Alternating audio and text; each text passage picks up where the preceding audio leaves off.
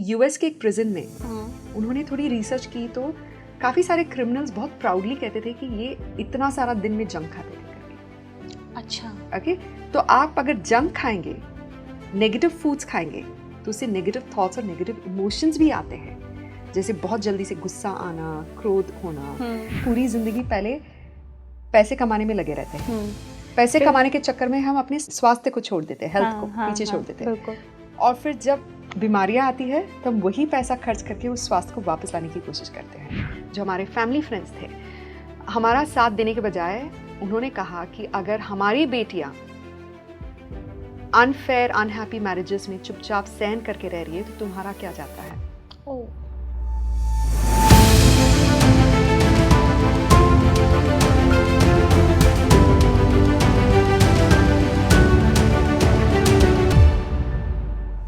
Hello India, मैं हूं आपकी दोस्त, आपकी होस्ट आंचल वर्मा, और आप देख रहे हैं हमारा खास शो कनेक्ट विद अंतःकरण। आज इस एपिसोड में हम लोग बात करेंगे आपके healthy mind, healthy body, healthy soul.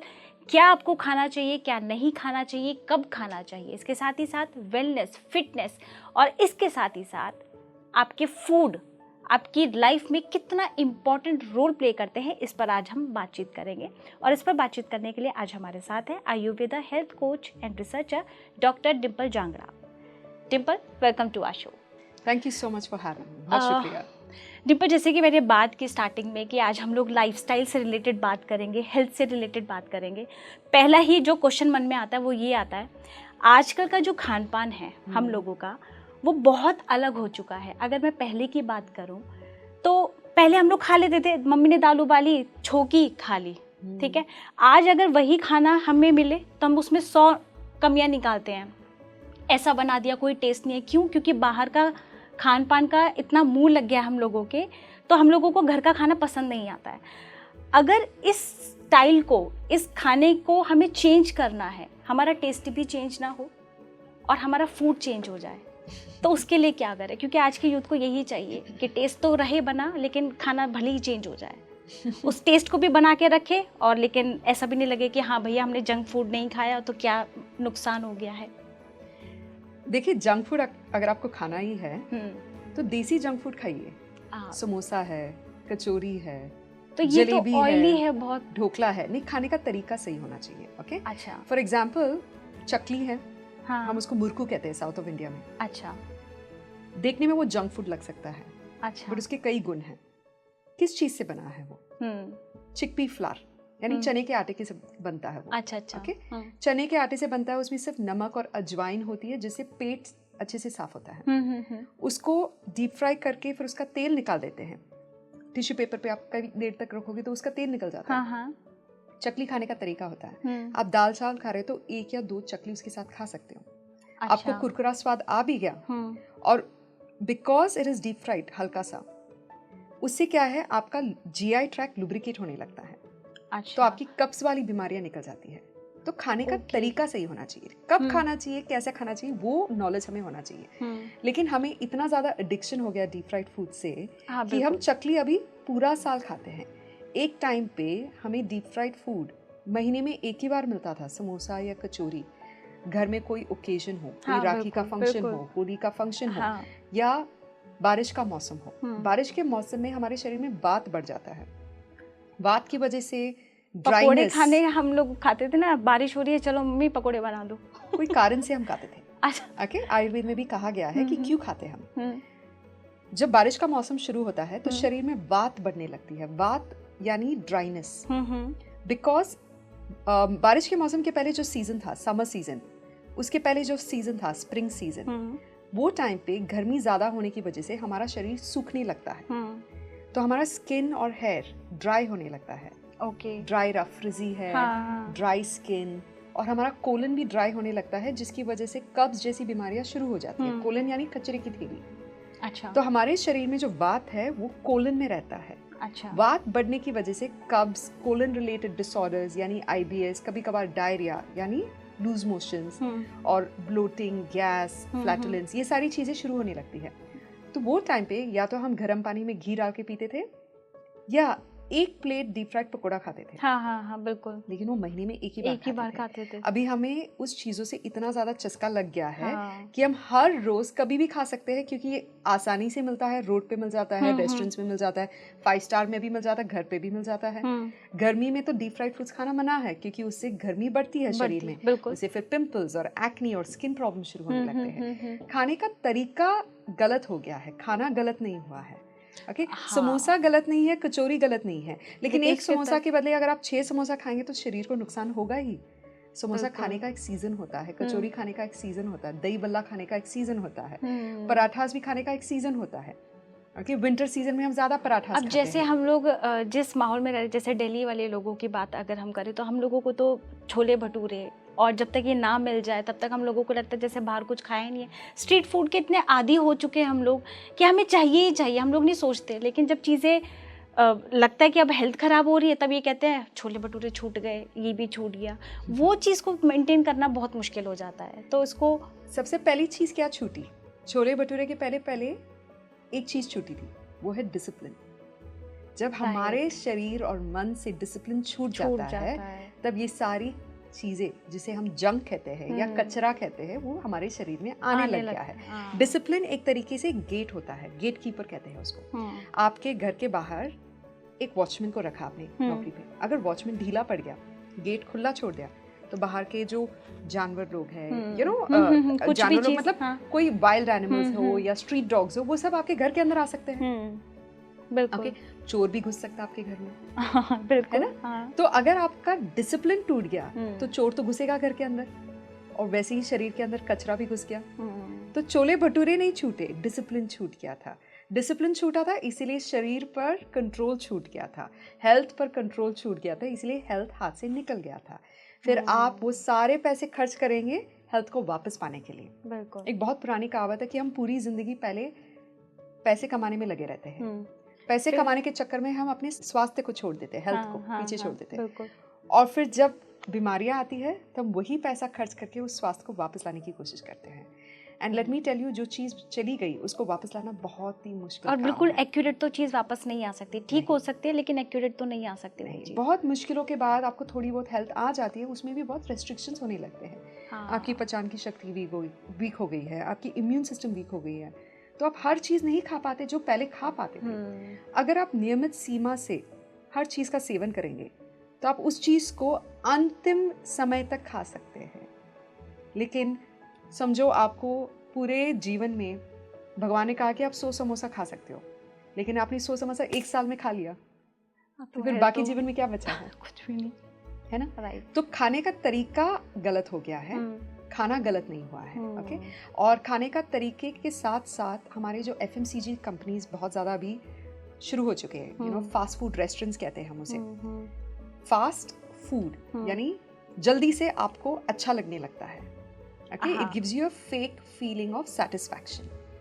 जैसे बर्गर्स हो गया, पिज्ज़ा हो गया, फ्रेंच फ्राइज हो गया, you know, deep fried pakoras on the street, sandwiches खा लिया, वाइट ब्रेड खा लिया, आपको तुरंत स्वाद की वजह से अच्छा लगने लगता है। आपको लगता है कि ये बहुत मज़ेदार चीज़ खाई हम आजकल स्वाद के हिसाब से खाते हैं, ना कि स्वस्थ के हिसाब से, ना कि पेट के हिसाब से।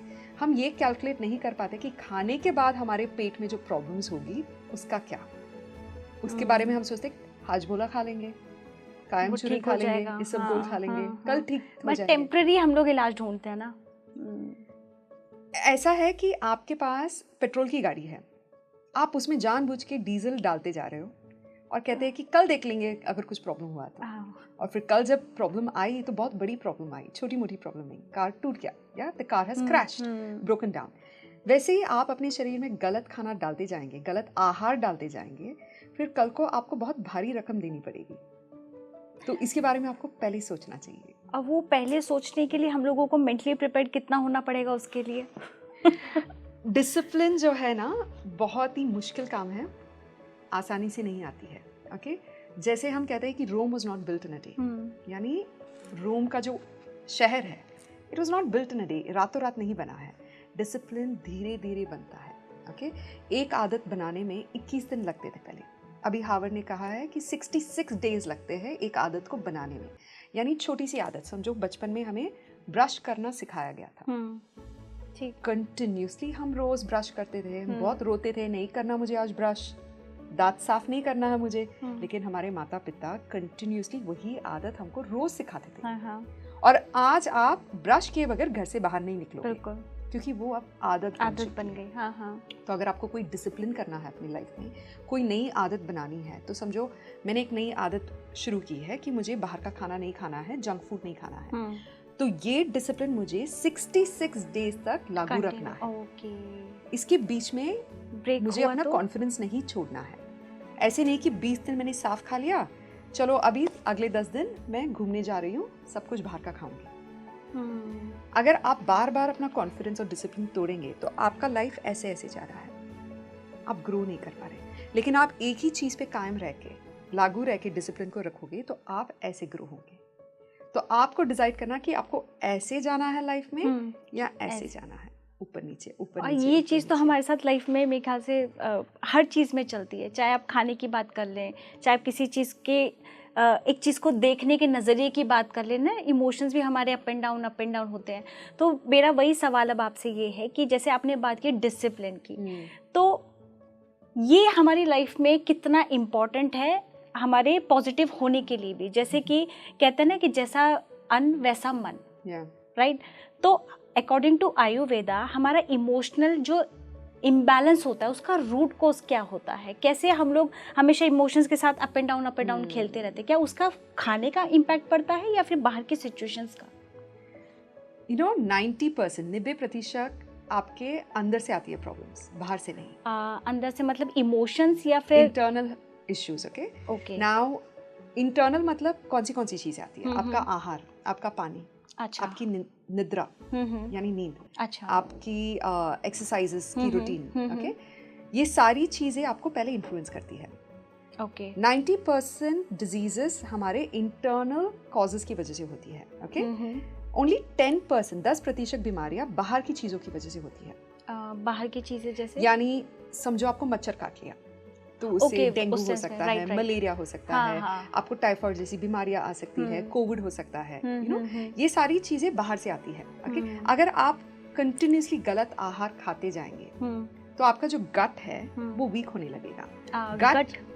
गट यानी आपके पेट के नीचे जितने ऑर्गन्स है उसको गट कहते हैं, ओके। गट इंक्लूड्स आपका small intestine, large intestine, colon यानी आपकी अंतरिया, छोटी अंतरिया, बड़ी अंतरिया, और कोलन यानी कचरे की थैली। अच्छा, ये आपका गट बनता है। गट में जो पचा हुआ खाना है पेट से गट में आता है, वहां से हमारा न्यूट्रिशन अब्सॉर्ब होता है। ये बहुत जरूरी चीज है। तो ये हमारे शरीर की फ्यूल इंजन है, यानी गाड़ी में आप फ्यूल डालते हैं, पेट्रोल डालते हैं, वो जो इंजन है वो बहुत ही जरूरी है, आपका फ्यूल एंड द इंजन। वैसे ही आप जो खाना खा रहे हो उसको फ्यूल कहते हैं, और ये जो है हमारा इंजन है, जहाँ से उस फ्यूल को न्यूट्रिएंट्स में बदल के, उस आहार को पौष्टिकता में बदल के आपके सारे ऑर्गन्स को डिलीवर होता है। ओके, जैसे heart, liver, kidney, intestine, brain, ये सारी चीजें इंपॉर्टेंट ऑर्गन्स है, बट ये ऑर्गन्स तभी चल सकती है जब उनको न्यूट्रिशन पहुंचता है, ओके। तो अगर आपका आहार गलत है तो ये जो आपका गट है उसका न्यूट्रिशन नहीं निकाल सकता है, राइट? तो आपके बाकी सारे ऑर्गन्स भी सफर होने लगते हैं। आपका जो ब्रेन है न्यूट्रिशन पे चलता है ना, वो अपने आप नहीं चल सकता है। तो आप गलत खाना खाते जाएंगे यहाँ पे, तो यहाँ पे सोच कैसे अच्छी आएगी? है ना, सिंपल सी चीज है। एक रिसर्च पेपर मैंने पढ़ा था जहाँ पे कहा गया है कि यूएस के एक प्रिजन में उन्होंने थोड़ी रिसर्च की, तो काफी सारे क्रिमिनल्स बहुत प्राउडली कहते थे कि ये इतना सारा दिन में जंक खाते थे करके। अच्छा, ओके। तो आप अगर जंक खाएंगे, नेगेटिव फूड्स खाएंगे, तो उससे नेगेटिव थॉट्स और नेगेटिव इमोशंस भी आते हैं, जैसे बहुत जल्दी से गुस्सा आना, क्रोध होना, किसी से ईर्ष्या भाव होना, जेलसी, एनवी, ये सारे नेगेटिव इमोशंस आपके खान पीन से भी आती है, ओके। तो अगर आपके इमोशंस ऊपर नीचे हो रहे हैं तो उसका रूट कॉज आप ही हो। आपकी सोच, आपका आहार, आपका पानी, आपकी निद्रा, आपका डिसिप्लिन, आपका सर्केडियन रिदम, आप कब सोते हो, कब उठते हो, कब पीते हो, खाते हो, राइट? अगर आप रोज रात को 2 बजे सोओगे एंड फिर सुबह 10 बजे उठेंगे, सूर्य उदय के 4-5 घंटे के बाद उठोगे, तो आपका सर्केडियन रिदम तो टूटेगा, राइट? एंड उससे आपको इरिटेशन होगा आपके बॉडी को, आपका बॉडी एक कॉन्फ्लिक्ट में आ चुका है, अगर आपके शरीर के अंदर ही इतना सारा कॉन्फ्लिक्ट है तो मन पे भी असर पड़ेगा। बिल्कुल। और मन तो ढीला पड़ गया, हाँ, तो फिर हर चीज में प्रॉब्लम फेस होगी। मैं कुछ आपसे ना नॉनवेज के बारे में बात करना चाहूँगी क्योंकि बहुत सारे लोगों से जब हम पूछते हैं कि आप नॉनवेज क्यों खाते हैं तो कहते हैं कि बॉडी में प्रोटीन जाना चाहिए, बॉडी फिट रहती है, इससे बॉडी शॉडी बनती है, ऐसा उन लोगों का मानना होता है। लेकिन नॉनवेज खाना सिर्फ इसीलिए सही है क्या? सिर्फ बॉडी को ही देना है? मेंटली ये कितना इम्पैक्ट डालता है? और आप क्योंकि एक्सपर्ट है इस चीज़ में, तो आपको ज़्यादा पता होगा कि नॉनवेज एक्चुअल में खाना चाहिए या नहीं खाना चाहिए, फिजिकली भी और मेंटली भी। खाना ना 3 तरीके के होते हैं, सात्विक, राजसिक और तामसिक। हाँ। सात्विक खाना होता है आपके जो फल, सब्जियां, गेहूं, चावल, आटा, मूंग, तूर, चना, मसूर, ये सारी चीजें आपके सात्विक खाने में आती हैं। राजसिक खाना वो होता है जैसे कि सिनेमन, दालचीनी, लौंग, इलायची, जो शरीर को गर्म करता है। ओके। तामसिक खाने में आता है मांस, प्याज, लहसुन, फिर आता है आपका फर्मेंटेड फूड्स, यानी इडली, डोसा, ढोकला, जो रात को बनी चीजें खाते हैं। और आपका दही भी उसमें तामसिक में आता है, जो रात की बनी दही। सुबह बनाया हुआ दही सात्विक में आ जाता है। ओके। जो खाना आप खाते हो वही आप बनते हैं। सात्विक खाना अगर आप खाएंगे, फल, सब्जियां, गेहूं, चावल, आटा, तो आपके इमोशंस भी सात्विक होंगे। सात्विक इमोशंस में आते हैं आपकी करुणा जैसी इमोशंस। किसी पे दया आती है, करुणा आता है, प्रेम आता है, अच्छे वाले फीलिंग्स आते हैं, काइंडनेस, लव, कंपैशन, पैशन थोड़ी बहुत राजसिक क्वालिटीज होती है। अच्छा। राजसिक खाना जो गर्म चीज़ें होती है, जैसे ड्राई फ्रूट्स खा लिया, बादाम, पिस्ता, और सैफरन, यानी आप उसको कहते हैं सैफरन को केसर, ओके, है ना। और फिर दालचीनी, लौंग, ये सारी गर्म स्पाइसेस आपके शरीर को गर्म करता है, जिससे आपके शरीर में भी थोड़ी सी एम्बिशन आती है। घरमास की वजह से आपको फीलिंग होता है कि मैं ये अचीव करूँ, वो अचीव करूँ। राजसिक क्वालिटीज आते हैं, राजा जैसे क्वालिटीज, यानी किंग और लीडरशिप क्वालिटीज।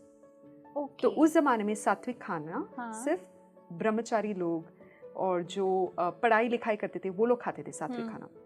आपके जो खेती करने वाले, पॉटर्स, राइटर्स, आर्टिस्ट, म्यूजिशियंस, ये सारे लोग सात्विक खाना खाते थे। जो राजसिक कार्य करते थे उनके खाने में थोड़ा राजसिक खाना भी डालते थे ताकि वो लीडरशिप क्वालिटीज रहे। तामसिक खाना तभी खाते थे हम जब युद्ध करते थे।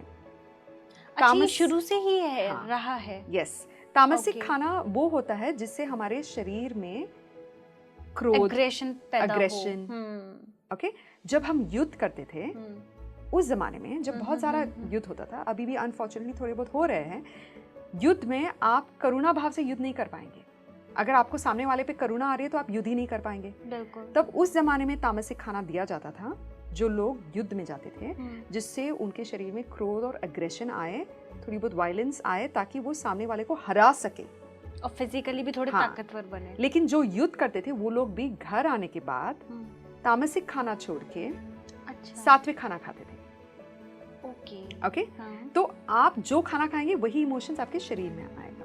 That's number 1। नंबर 2, जानवरों को भी बीमारियां होती है। जानवर भी इंसानों की तरह बीमार पड़ते हैं, उनके भी हॉस्पिटल्स होते हैं, लेकिन हर कोई जानवर हॉस्पिटल नहीं जाता है। हमारे पेट्स होते हैं, जो प्रिविलेज पेट्स है, उनको हम हॉस्पिटल्स लेके जाते हैं। गाय, बकरी, भैंस, इन सबको भी बीमारियां होती है। इन सबको भी cancer, blood pressure, autoimmune disorders, thyroid, Hashimoto's, ये सारे खतरनाक बीमारियां हो सकती है। बिल्कुल। जब हम मांस का सेवन करते तो बीमारी कहाँ जाती है? हमारे अंदर। ये सारी चीजें मॉडर्न रिसर्च में भी बताया गया है कि बीफ यानी गाय के मांस का सेवन ज्यादा करने की वजह से कोलन कैंसर का रिस्क, यानी कचरे की थैली में जो कैंसर बीमारी पैदा होती है, उसका रिस्क करीबन 27% बढ़ गया है बीफ के सेवन से। 27% आपका रिस्क बढ़ गया है कैंसर का। Number 1, okay. हार्वर्ड जैसे बड़े बड़े यूनिवर्सिटीज में भी कहा गया है कि क्या आपको मांस का सेवन करना चाहिए।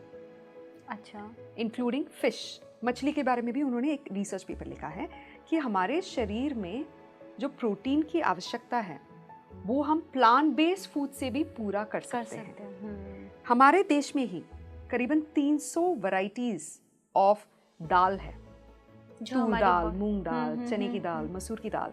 हमारे घर में कितने टाइप के दाल है? 4 या 5। लेकिन हमारे देश में ही 300 वैरायटीज ऑफ दाल्स है। Dal is your first source of protein, correct? Plants is your first source of protein. यानी गाय बकरी को प्रोटीन कहाँ से मिलती है? उनका भी शरीर काफी बड़ा है। गोरिल्ला को आपने देखा है, इंसानों से भी ज्यादा मस्कुलर है। गोरिल्ला का छाती चौड़ी है और मसल्स बड़े हैं। वो क्या खाते हैं? घास-फूस खाते हैं। राइट। तो उनको प्रोटीन कहाँ से मिलता है? घास से ही मिलता है प्रोटीन।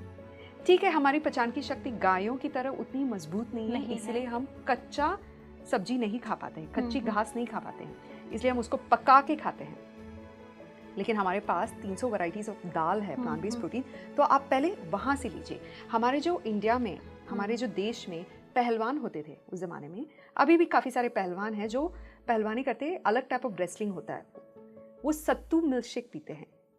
सत्तू यानी आपका चने का पाउडर। उसको पानी में या दूध में उबाल कर उसमें थोड़ी बहुत ड्राई फ्रूट्स डालते हैं, काजू, किशमिश, बादाम, पिस्ता डाल के गरम गरम सत्तू का मिल्कशेक पीते हैं, जिससे उनकी बॉडी बनती है। ये आपका फर्स्ट प्रोटीन ड्रिंक है जो इंडिया में बना था। अभी जो प्रोटीन ड्रिंक आप बाहर से ले रहे हो, वे प्रोटीन वगैरह, उसमें प्रेजर्वेटिव्स होते हैं, पैकेज फूड है वो।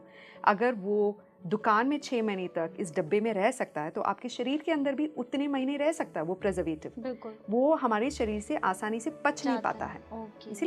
इसीलिए हम ज़्यादा से ज़्यादा घर में बनाई हुई चीज़ें खाते हैं। ओके, सो प्रोटीन को लेके जो पहली चीज़ हमने बताई है, एक तो है रिस्क ऑफ कैंसर बढ़ता है 27%। ओके, इसके ऊपर रिसर्च भी किया गया है। दूसरी चीज़ है तामसिक क्वालिटीज़ बढ़ती है हमारे शरीर में।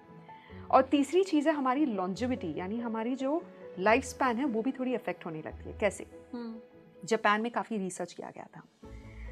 जापान, ग्रीस, ये सारे कंट्रीज़ में, इटली में ब्लू जोन्स होते हैं। ब्लू जोन्स यानी ऐसा शहर जहाँ पे कई सारे लोग 100 वर्ष की उम्र से ज़्यादा जी लेते हैं। ओके, उनकी जो मात्रा है उन शहरों में ज़्यादा है।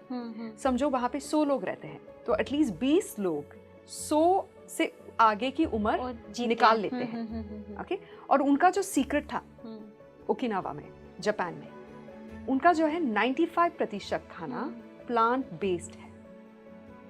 तभी okay, less than 2% food was meat based, और बाकी सारी चीजें थोड़ी बहुत डेयरी वगैरह आ गई। 95% अगर आप शाकाहारी खाना खाएंगे तो आपका जीवन लंबा समय तक चल सकता है।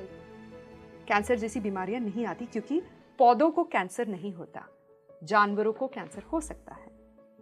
और आजकल जिस तरीके से जानवरों को रखा गया है फैक्ट्रीज में, 4 में से 1 जानवर तो पक्का बीमार है। आप चिकन का फैक्ट्री ही देख लीजिए, छोटी छोटी जगहों में उनको रखा गया है। एक चिकन को पूरा एज या पूरा शरीर प्राप्त करने में 3 साल लगता है, लेकिन आजकल वो 6 महीने में इतना बड़ा होने लगता है। उसको अलग अलग तरीके के इंजेक्शन, स्टेरॉइड्स, हार्मोन्स, एंटीबायोटिक्स दिया गया है। वो कहाँ जाता है? हमारे शरीर में, करेक्ट। और वो जो चिकन जिस तरीके से रखा गया छोटे छोटे केजेस में, उनसे उनकी मानसिक हेल्थ भी खराब होती है। उनका मानसिक हेल्थ खराब होता है। उसकी वजह से उनके शरीर में कॉर्टिसोल यानी एक नेगेटिव स्ट्रेस हार्मोन पैदा होने लगती है। स्ट्रेस की वजह से वो डरते हैं ना कि अब हमें काटा जाएगा या मारा जाएगा। हाँ। और वो सारे इमोशंस कहाँ जाते हैं? शरीर में स्टोर होता है। जब हम वो सारी चीज़ें खाते हैं, वो सारे नेगेटिव इमोशंस हमारे शरीर में भी आता है। ओके, एक बहुत पावरफुल चीज़ सदगुरु ने बताई थी, जो मुझे बहुत समझ में आई थी उस समय। जैसे अगर हम केला या सेब का सेवन करें, केला और सेब के जो मेमोरीज होते हैं वो सिंपल मेमोरीज हैं। उनकी याददाश्त भी होती है, बट बहुत सिंपल मेमोरीज है। उनके मेमोरीज सिर्फ खाद, रोशनी, पानी, वहाँ तक ही है उनकी मेमोरीज। जानवरों को कॉम्प्लेक्स मेमोरीज होते हैं। उनके माता पिता कौन थे, उनके भाई बंधु कौन थे, किसके साथ उनको अच्छा लगता था, किसके साथ उनको क्रोध होता था, किससे उनको डर लगता था। उनको कॉम्प्लेक्स मेमोरीज और इमोशंस होते हैं। जब हम सेब और केला वगैरह खाते हैं, हमारा शरीर उसको जल्दी से पचा के उसको अपने शरीर का हिस्सा बना देता है। लेकिन हम जब कॉम्प्लेक्स फूड्स खाते हैं, कॉम्प्लेक्स फूड्स यानी package foods, process foods, meat, sea food, eggs, उनमें कॉम्प्लेक्स इमोशंस भी होते हैं। उनका डीएनए अलग है। Okay, they have been created for survival, not to be consumed. यानी जैसे हम जीवन जीते हैं 80 साल, 100 साल, वैसे ही हाथी का जीवन 100 साल, एक डॉग का जीवन 10 साल, एक हाँ। बिल्ली का जीवन करीबन 14-15 साल, उनका भी जीवन एक मात्रा से किया गया है बाय नेचर, लेकिन उस जीवन को हम शॉर्ट करके उसका सेवन करने की कोशिश कर रहे हैं। हमारे बॉडी को भी उस कॉम्प्लेक्स खाने को खाने में बहुत मेहनत लगती है, और ये रिसर्च में भी प्रूव किया गया है, क्योंकि हमारी बॉडी को उसकी आदत नहीं है, वो हम उसको वो दे रहे हैं जो उसकी रिक्वायरमेंट है ही नहीं, वो तो सिर्फ टेस्ट की रिक्वायरमेंट है। हाँ, देखिए एक ज़माने में बहुत हज़ारों साल पहले हम केव्स में रहते थे, हमें खाना बनाना नहीं आता था, खाना उगाना भी नहीं आता था, अनाज कैसे उगाना नहीं आता था। उस ज़माने में human beings used to hunt, जो उनको मिल गया वो खा लेते थे, फल खा लेते थे या सब्जी खा लेते थे, जो भी वहाँ पे उगा हुआ खा लेते थे। किसी जानवर को मार के हफ्ते में एक बार वो भी खा लेते थे। हम वैसे नहीं रहते, हम शहरों में रहते हैं अभी, हम खेती भी करते हैं, हमारा खुद का खान पीन भी है ना। तो बाकी जानवरों और हम में यही फ़र्क है कि हम डिसाइड कर सकते हैं, चूज़ कर सकते हैं कि हमें क्या खाना है। एक शेर डिसाइड नहीं कर सकता कि उसको घास खाना है, उसको वही ही खाना है। और एक हाथी सरली मांस नहीं खा सकता है, क्योंकि वो अपनी स्पीशी के हिसाब से बिहेव करते हैं। हमारा जो स्पीशी है सबसे एडवांस स्पीशी है इन दिस प्लैनेट। इस प्लैनेट में हम सबसे एडवांस्ड है, क्योंकि हमारे पास सोचने की ताकत है, इंटेलेक्चुअल कैपेबिलिटीज है, हम सही डिसीजंस ले पाते हैं कि ये हमारे लिए सही है, ये हमारे लिए गलत है। इसीलिए खाना खाते वक्त भी हम वो डिसीजंस को लेना चाहिए। ओके, आप अगर बाहर के एडवर्टीजमेंट्स के हिसाब से आप बहुत ज़्यादा प्रोटीन और बहुत ज़्यादा मांस मच्छी का सेवन कर रहे हो, तो लेट मी टेल यू, आप अपने डाइजेस्टिव सिस्टम को स्ट्रेस आउट कर ही रहे हो। कैंसर जैसे बीमारियों का रिस्क भी बढ़ रहा है, और आपका फ़ायदा नहीं हुआ, जो बेचने वाला है उसका फ़ायदा हुआ। सही बात है ना। और जो बेचने वाला है उसका प्रॉफिट बढ़ रहा है, इसीलिए वो ऐसे रिसर्च पेपर्स को फंडिंग भी दे रहा है जहाँ से हमें ये इंफॉर्मेशन मिल रही है। राइट। जैसे कि आपने कहा ना कि जैसे नॉनवेज खाते हैं तो एग्रेशन पैदा होता है, लेकिन कई मैंने ऐसे लोगों को देखा है जो कि नॉनवेज खाते हैं, वो नॉनवेज के बिना रह ही नहीं सकते, लेकिन वो बहुत काम होते हैं, पीस होते हैं। फिर मैं सोचती हूँ कि ऐसे कैसे, इनसे ज़्यादा गुस्सा तो हमारे अंदर है, हम तो प्योर शाकाहारी है, तो वो कैसे बैलेंस करते हैं, या फिर वो नेचुरली उनका बन जाता है? क्या इसका क्या, मैं क्या बोलूँ उसको, खा करके उन लोगों के अंदर एग्रेशन पैदा होना चाहिए, लेकिन वो एकदम पीस है, काम है, बहुत एकदम इजीली हैंडल करते हैं हर सिचुएशन को, क्योंकि मेरे दोस्त हैं ऐसे, तो इसीलिए मैं पूछ रही हूँ। You know, it's a good question कि शाकाहारी लोगों को गुस्सा क्यों आता है ना। आप तो सात्विक खाना खा रहे हो, आपके पास सात्विक इमोशंस होना चाहिए, गुस्सा क्यों आ रहा है? क्योंकि हमारे अंदर हम काफ़ी सारे ऐसे इमोशंस को दबा के रखे हैं बचपन से। ओके, हम अपने आप को एक्सप्रेस नहीं कर पाते हैं। समझो बचपन में आपके माता पिता ने आपको मार दिया, यू नो, छोटी छोटी बात पे, उस बात को आपने कभी सुलह नहीं किया, आपने दबा के रखा। आपके अंदर बहुत सारे नेगेटिव इमोशंस, नेगेटिव पेन है, ब्रेकअप हो गया, या आपको प्रमोशन नहीं मिला, या आपके साथ ऑफिस में अच्छा व्यवहार नहीं हो रहा आपके साथ, ये सारी जो नेगेटिव इमोशंस आप अगर अंदर दबा के रखोगे, तो आप सामने वाले पे वही इमोशंस का प्रेजेंटेशन करने वाले हो, सामने वाले को वही इमोशंस दिखाने वाले हो आप। ओके, जो अंदर है आपके पास। जो एग्जांपल मैं आपको थोड़ी देर पहले दे रही थी कि अगर आप संतरे को दबाओगे तो उसमें संतरे का जूस निकलता है। ये चीज़ मैंने कई और से सुनी है, और ये स्टोरी भी मुझे बहुत ही यू नो फायदेमंद और असरदार लगा सुनने में और प्रैक्टिस करने में। अगर आप संतरे को दबाओगे तो उसमें से संतरे का जूस निकलता है, क्योंकि उसके अंदर संतरे का जूस है। अगर आपको कोई प्रेशराइज कर रहा है, ऐसी कोई कठिनाई आई है आपके सामने जिसकी वजह से आपको भी प्रेशर फील हो रहा है, तो आपके अंदर से कौन से इमोशंस आ रहे हैं? करुणा की भाव आ रही है या क्रोध का भाव आ रहा है? क्रोध, जेलसी, एनवी, ग्रीड, ये सारी चीजें आ रही, फ्रस्ट्रेशन। तो मतलब आपके अंदर वो इमोशंस ऑलरेडी है, पैदा नहीं हुई है सडनली रातों रात, है ना। तो या आप शाकाहारी हो या आप मांसाहारी हो, वो एक सेकेंडरी चीज है। आपके अंदर आपने कैसे इमोशंस को पैदा किया है, और क्या आपने सुबह उठ के अपने साथ वार्तालाप किया पूरी दुनिया के साथ बात करने के पहले? Did you spend time with yourself? क्या अपने साथ अपने कुछ समय बिताया? सूर्य उदय के पहले उठकर जर्नलिंग किया, किताब में लिखी आपके दिमाग में क्या चालू है? क्या आपने थोड़ी बहुत मेडिटेशन की, थोड़ी बहुत साधना की? साधना यानी एक ही जगह पे बैठ के एक ही चीज पर विस्तार रूप से सोचना, हाँ, ना कि पूरे दुनिया के बारे में सोचना। Okay? क्या आपने अपने साथ समय स्पेंड किया? क्या आपने अपने आप को प्यार दिया? नहीं, आजकल तो सुबह उठते ही ना उसने मुझे ऐसा बोला था, आज उसको ऐसा जवाब देना है, आज उसने रात मेरे साथ ऐसी बातें बोली थी या वैसा कुछ कहा था। मतलब पूरे दिन में अपने आप को छोड़ के बाकी दुनिया में पूरा फोकस रहता है, किसने क्या बोला, उसको क्या जवाब देना है, मुझे ये डिसीजन लेना है, आज तो मैं ये करके ही रहूंगी, ये इस टाइप का। हमारी सोच ही तामसिक हो गई ना। हाँ, ये भी है।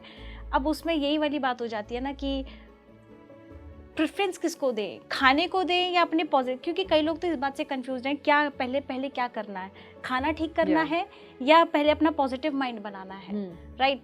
क्योंकि खाना तो मुझे लगता है सेकेंडरी चीज़ है, लेकिन अगर आपको पॉजिटिव माइंड बनाना है तो उसके लिए सबसे पहले आपको मेडिटेशन और वो सब चीज़ें करनी पड़ेंगी। तो कैसे पहले इसको प्रेफरेंस किसको दें? पहले हम लोग अपना पॉजिटिव माइंड सेट करें तब हम लोग अपने खाने की डाइट को चेंज करें, या पहले खाना चेंज करें तब पॉजिटिव होंगे? समझो मुझे मुंबई से दिल्ली आनी पड़ी, like I had to come from Bombay to Delhi.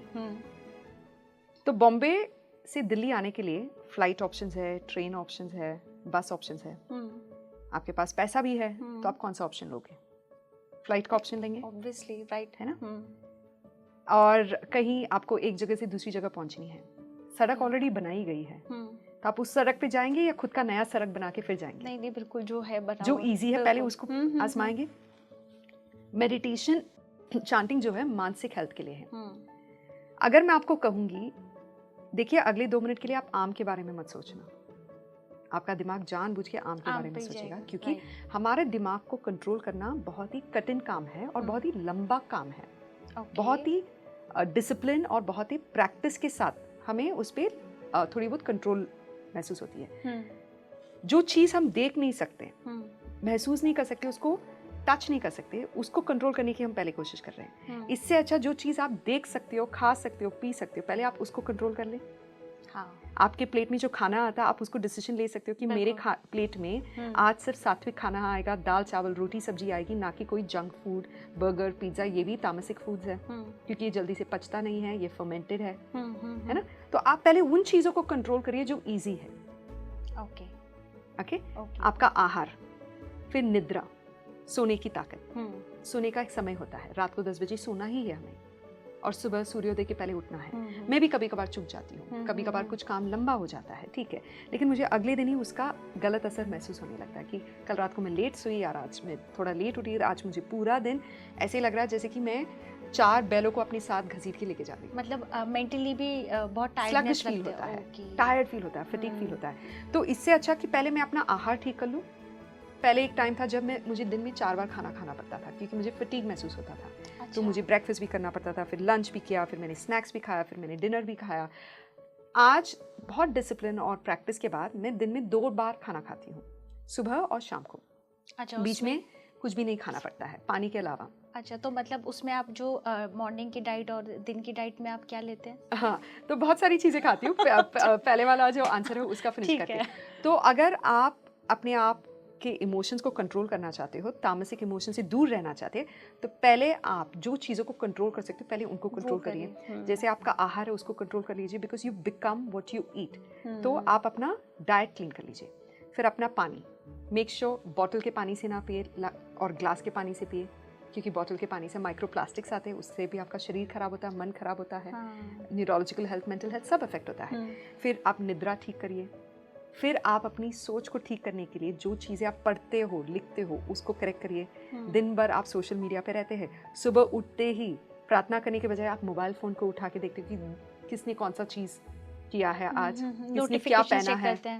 Okay, ये नोटिफिकेशन चेक करने के पहले आप फ़ोन को एयरप्लेन मोड में ही रखिए 1-2 घंटे तक। स्वाध्याय करिए, साधना करिए, एक ही जगह पे बैठ के 48 मिनट्स तक मेडिटेशन, चांटिंग या कोई प्रेयर करिए। अगर आपसे मेडिटेशन नहीं होता तो आप चांटिंग कर लीजिए। अगर आप ये सारी चीज़ें करेंगे तो आपके तामसिक इमोशंस सात्विक इमोशंस बन जाएंगे। So you first focus on your emotions, okay, and then you focus on your other qualities. आपकी कोई स्टोरी सुने इस मामले में ही तो वो भी मोटिवेट होगा ना कि यार हमें भी कुछ सोचना चाहिए अपनी लाइफ में। तो ये आपकी लाइफ में जो ये मोटिवेशन आया था, उस टाइम पीरियड पे आपके पेरेंट्स ने आपको हेल्प की थी इस चीज़ को लेके कि ठीक है तुम ये डायरेक्शन नहीं, तुम ये पकड़ लो, आयुर्वेदा ही, ऐसा? जैसे आपने पूछा है ना, फैमिली का सपोर्ट था या नहीं, लकीली अनलकीली मेरे साथ काफ़ी सारे प्रॉब्लम्स हुए थे बचपन में। जब मैं पैदा हुई थी तो मुझे एपिलेप्सिस की बीमारी थी, यानी फिट्स कहते हैं उसको, दौरा पड़ता था। तो 11 साल की उम्र तक मुझे दौरे पड़ते थे और मेरे साथ साथ मेरी बहन को भी पड़ने लगे थे। फिर 11 साल की उम्र के बाद अपने आप वो बंद हो गया था। तब तक कोई डॉक्टर्स उसका इलाज नहीं कर पाया। उसके बाद मुझे हर रोज़ माइग्रेन्स होने लगे थे, बहुत ज़ोर से सर दर्द करता था, उसका भी कोई इलाज नहीं समझ आ रहा था। और बचपन में 18 साल की उम्र के पहले मुझे 4 सर्जरीज हुए थे, कैंसर स्केयर भी था। तो मेरे फैमिली में एक नया रिकॉर्ड था कि सबसे ज़्यादा सर्जरीज डिम्पल को हुए हैं। ओके, फिर उसके बाद एक गलत घटना हुई थी हमारे फैमिली के साथ। अच्छा। जैसे कि सडनली एक अंकल की डेथ हो गई थी हार्ट अटैक से। 4 हफ्ते बाद मेरे पापा हॉस्पिटल में गए थे फॉर ओपन हार्ट सर्जरी, और उसके 3 दिन बाद उनकी माता की डेथ हो गई थी। अरे बाप रे। तो 1 महीने में हमारे फैमिली में 2 जन की डेथ हो गई थी, और मेरे फादर का एक ओपन हार्ट सर्जरी भी हो गया था। और उस वक्त उनको कॉन्फिडेंस नहीं था कि वो वापस घर आएंगे। तो उस वक्त उन्होंने विल भी लिख लिया था कि शायद मैं नहीं आऊँ तो वापस वगैरह आए। वो बात से लेके हम लोगों को बहुत धक्का लगा। जब वो वापस आ गए तो उन्होंने मेरी शादी की तैयारी शुरू कर दी थी, क्योंकि उनको डर बैठ गया था। और उस वक्त मुझे लगा कि शायद मेरा कर्तव्य है बड़ी बेटी होने की वजह से कि मैं उनका साथ दूँ इस डिसीजन में। तो मैंने भी बहुत जल्दी किसी लड़के को हाँ कह दी 2 मीटिंग्स के अंदर, और शादी कर ली। और शादी के बाद हमें पता चला कि दहेज के लिए वो हमारे साथ शादी किए थे करके, और दहेज को लेके उन्होंने बहुत ही परेशान किया था मेरे माता पिता को, और कई महीनों तक मुझे घर में बंद रखा था। फिर करीबन 1.5 साल के बाद मेरे नाना जी आए थे मुझे वहाँ से रेस्क्यू करने के लिए। नाना जी ने बहुत समाज के सामने खड़े होकर मेरा साथ देकर मुझे वहाँ से निकाला था। उस वक्त जब मैं उस घर से निकली थी तो सिर्फ जो पहने हुए कपड़े हैं वो लेके निकली थी। मेरे पास ना कपड़े थे, ना रहने के लिए घर, और ना पैसे। उस वक्त नाना जी मुझे अपने साथ बेंगलोर लेके चले गए थे। तब मैंने अपनी लाइफ की शुरुआत वापस 0 से किया था। ये आप किस एज की बात कर रहे हैं? 24 साल की थी मैं जब मेरे साथ ये हादसा हुआ था। 21 साल की उम्र में मेरी सगाई हो गई थी, 22 साल की उम्र में मेरी शादी हो गई थी किसी अनजान व्यक्ति के साथ, जिसको मैं सिर्फ 2 बार मिली थी। तो जब मैं 24 साल की हुई थी तब मेरे नाना जी आकर मुझे वहाँ से लेकर चले गए थे कि आज के बाद तो इस घर में नहीं रहेगी। समाज ने बहुत प्रश्न उठाए थे उस वक्त। हमारे जो पड़ोसी है वो मेरे माता पिता के खिलाफ खड़े हो गए थे। जो हमारे दोस्त लोग थे, जो हमारे फैमिली फ्रेंड्स थे, हमारा साथ देने के बजाय उन्होंने कहा कि अगर हमारी बेटियां अनफेयर अनहैप्पी मैरिजेस में चुपचाप सहन करके रह रही है तो तुम्हारा क्या जाता है? तुम्हारी वजह से हमारी बेटियां भी अब प्रश्न उठाने लगेगी। तो इस बात को लेके मेरे साथ बहुत ही गलत हुआ था उस वक्त समाज के साथ। तो ये बात मेरे माता पिता, मेरे मामा जी, मेरे मामी जी को, मेरे नाना जी को बहुत छुभी थी उस वक्त कि इसके साथ बहुत गलत हुआ करके। फिर उस बात को मैं भूल कर मैंने अपनी पढ़ाई वापस शुरू की थी, फ्रॉम स्क्रैच, 0 से शुरू की थी। मैंने MBA फाइनेंस पढ़ाई की थी उस वक्त मेरे मामा जी के कॉलेज में। पढ़ाई करते वक्त मैंने 2 जॉब्स किए थे। टीवी रिपोर्टर का जॉब किया था, फिर उसके बाद टीवी प्रोड्यूसर का जॉब भी किया था। अच्छा। तो मैं सुबह 3 बजे 3:30 बजे उठती थी, 4 बजे ऑफिस जाती थी और वापस 5 बजे घर आती थी, और सैटरडे संडेज को कॉलेज जाती थी एग्जाम्स लिखने के लिए। अच्छे परिवार से आने के बावजूद मैंने डिसाइड किया था कि मुझे अपने पैरों पे खड़ना है, ना कि अपने माता पिता का पैसा लेना है। तो ये डिसीजन को लेके उनको भी गर्व महसूस हुआ था उस वक्त। फिर वहाँ से मैं इन्वेस्टमेंट बैंकिंग का जॉब लिया था मैंने। इन्वेस्टमेंट बैंकिंग के जॉब से मुझे अपॉर्चुनिटी मिला था US जाने के लिए। वहाँ पे मैंने खूब पैसा और नाम भी कमाया था उस वक्त। इस बात को लेके भी सबको गर्व हुआ। जब मैंने सब कुछ अचीव कर लिया था, फिर मैंने सोचा कि अब मैं अपने लिए जीऊँगी, ना कि समाज के लिए, ना कि दूसरों के लिए। खुद के लिए जीना है। तो मैंने तब उस वक्त डिसीजन लिया था, पैसा कमा लिया, नाम कमा लिया, अब मैं अपनी इच्छा से काम करूँगी। तब मैंने डिसाइड किया था मेरे जितना पैसा मैंने कमाया है वो मैं एक आयुर्वेदिक क्लिनिक में डालने वाली हूँ, क्लिनिक शुरू करने के लिए। तो पहले 4 साल तो हमने कुछ पैसा कमाया नहीं क्लिनिक में, तो मेरी जेब से जाता था सबकी तनख्वाह वगैरह। उस वक्त मेरे माता पिता को भी महसूस हुआ कि ये अपने बलबूते पे खड़े होकर इतना सब कुछ अचीव कर चुकी है, तो अब ये अपना खुद का सपना पूरा करने के लिए अगर सामने जा रही है तो इसको सपोर्ट हमें करना चाहिए। तो उस वक्त मुझे बहुत सपोर्ट मिला था। बहुत इंस्पायरिंग आपकी ये स्टोरी है, और मुझे ऐसा लगता है कि बहुत हिम्मत आपने उस टाइम पे दिखाई है, और जब आपने अपनी लाइफ का जो टर्न लिया है वो बहुत उम्दा है, तभी आप इतनी फेमस हैं और इतने जो आपने जो लाइफ में चाहा कि मुझे पाना है वो अचीव करके दिखाया। वो इसी वजह से कि शायद आपके अंदर वो कहीं ना कहीं ये था कि अब मुझे कुछ करके दिखाना है। मुझे ऐसा लगता है कि हमारे दर्शकों को ये चीज़ सीखनी चाहिए और समझनी भी चाहिए।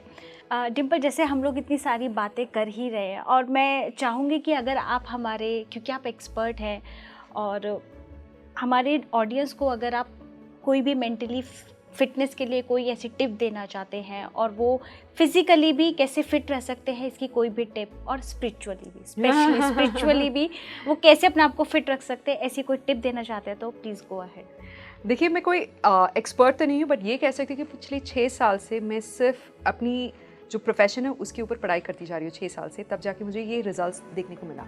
उसी तरह आप अपने मन में जो भी डिसीजन लो, शायद आपको पहलवान बनना हो, बॉडी बिल्डर बनना हो, या शायद आपको क्लास में फर्स्ट आना हो, साइंटिस्ट बनना हो, आप एक ही चीज़ को मन में रख के रोज़ उस पर प्रयास करेंगे, रोज़ उसका अभ्यास करेंगे, तो 1 साल बाद आप पहाड़ पे चढ़ने लगोगे, 2 साल बाद आप ऊपर चढ़ोगे और शायद 5 साल में पहाड़ की चोटी पर पहुंच जाओगे। एक ही चीज़ को आप अपने मन में रखिए, दृढ़ता के साथ आगे बढ़िए और डोंट फील प्रिविलेज्ड कि आपने ये कर लिया इसलिए आपको ये मिलना चाहिए। कर्मण्येवाधिकारस्ते मा फलेषु कदाचन, भगवद गीता में हमने ये सीखा था कि आप कर्म करते रहिए, फल की अपेक्षा ना करें। तो इसका मतलब है कि आपका काम है कर्म करना, आपका काम है आप आगे बढ़ते जाएं, ओके, ना कि वेट करें कि रिजल्ट्स कब मिलेगा, ये ना पूछे आप। ये एक चीज़ हुई। दूसरी चीज़ है मोटिवेशन कभी ना खोएं। बाहर वाले कुछ भी कहे, मुझे भी बहुत बार कहा गया था कि तू नहीं कर सकती है, तू MBA नहीं कर पाएगी, तू टीवी पे नहीं जा पाएगी, तू तो एक हाउसवाइफ थी, शायद तू इंग्लिश में भी वार्तालाप नहीं कर पाएगी, और इन्वेस्टमेंट बैंकर तो बिल्कुल नहीं बन सकती, ये सारी चीज़ें मुझे भी कहा गया था। लेकिन बाहर के नॉइस को आप कट आउट करके अंदर जो है आपकी इनर वॉइस, उसको आप सुने। जो इनर वॉइस है वो आपका सबसे प्योर वॉइस है, भगवान का दिया गया वॉइस है। वो जो इनर वॉइस है भगवान ने आपको दिया ताकि आप इस वर्ल्ड में नेविगेट कर सको आराम से। GPS की तरह है, वो एक गूगल मैप की तरह है जो आपको सही रास्ता दिखाता रहता है।